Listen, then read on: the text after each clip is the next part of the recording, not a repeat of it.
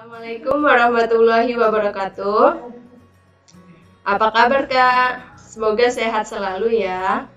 Untuk kali ini akan belajar bersama Miss Uzli, belajar tema 1, subtema 3, PB1 dan PB2.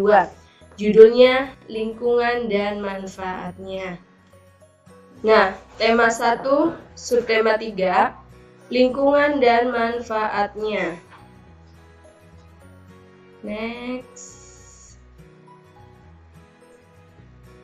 Nah, apa itu gerabah? Ada yang udah tahu belum? Nah, di sini ada penjelasannya ya. Gerabah adalah barang pecah belah dari tanah bakar yang dibuat secara tradisional. Nah, jadi gerabah itu barang-barang yang dibuat dari tanah liat ya Kak. Nah, untuk proses pembuatannya itu secara tradisional.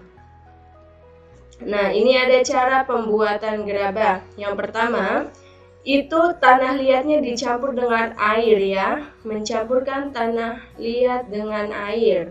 Setelah itu, membentuk adonan. Misalkan kita mau bikin kendi. Nah, berarti kita membentuk adonan itu sesuai bentuk yang kita inginkan itu ya. Nah, seterusnya kalau sudah dibentuk itu dibakar ya. Ada pembakaran gerabah ya. Setelah pembakaran itu dibersihkan gerabahnya ya, di finishing sebelum dijual atau dipakai ya. Nah, alat pembuatan gerabah. Nah, alat pembuatan gerabah yang ada di buku itu ada 11. Nah, di sini Miss Uzli cantumkan ya, panombu, panempa, pangorek, dan lain-lain. Nah, untuk hasil kerajinan gerabah itu ada penanak nasi, tempat masak lauk pauk, tempat masak air, penyimpanan atau pengambilan air, wadah, tempat menabung, itu celengan ya kayak seperti celengan yang biasa di pasar ada tuh yang berbentuk kayak ada ayam, ada strawberry, kayak gitu, kucing gitu ya. Nah, terus alat serbaguna, pot, permainan dan hiasan, bahan bangunan. Oke, next. Nah, bagian-bagian rangka anggota gerak atas dan bawah.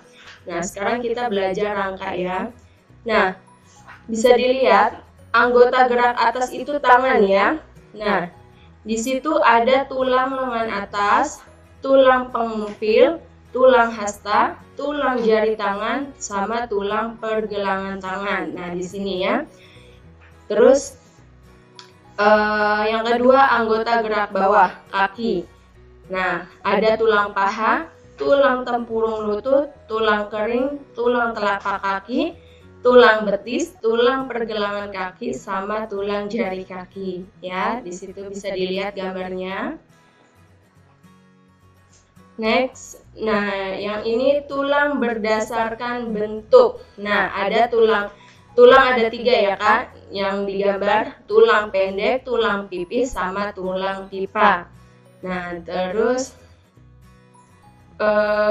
sendi. Nah, di sini ada sendi peluru, sendi putar, sendi luncur, sendi pelana, sendi engsel, sama sendi kondiloid. Nah, di sini dilihat gambarnya ya. Terus next, fungsi tulang. Nah, di sini fungsi tulang, karena tadi digambar tulang ada 3 ya Kak, tulang pipa, tulang pendek, sama tulang pipih. Nah, di sini Miss Uzli juga mencantumkan fungsi tulangnya ya. Di sini fungsi tulang. Tulang pipa berfungsi untuk menghubungkan dengan tulang lainnya. Kalau tulang pendek berfungsi untuk mengatur gerak secara bebas. Nah, tulang pipih berfungsi untuk melindungi struktur tubuh yang berada di bawah tulang tersebut atau tulang pipihnya itu ya. Nah, terus ini ada fungsi sendi. Nah, sendi itu ada 6 ya. Ada sendi engsel, sendi putar, sendi pelana, sendi peluru, sendi luncur, sama sendi kondiloid. Nah, ini sudah beserta fungsinya ya. Next. Nah, untuk tugasnya, untuk tugas pembelajaran 1 dan pembelajaran 2 ini, kerjakan halaman 127 dan 134 sampai 135. Ya kan? Jangan lupa kalau misalkan ada yang tidak dimengerti, bisa ditanyakan kepada wali kelasnya masing-masing ya. Nggak usah malu-malu ya nanyanya. Pokoknya kalau nggak ngerti, tanyakan saja ya. Oke, cukup sekian dari Miss Uzli. Wassalamualaikum warahmatullahi wabarakatuh.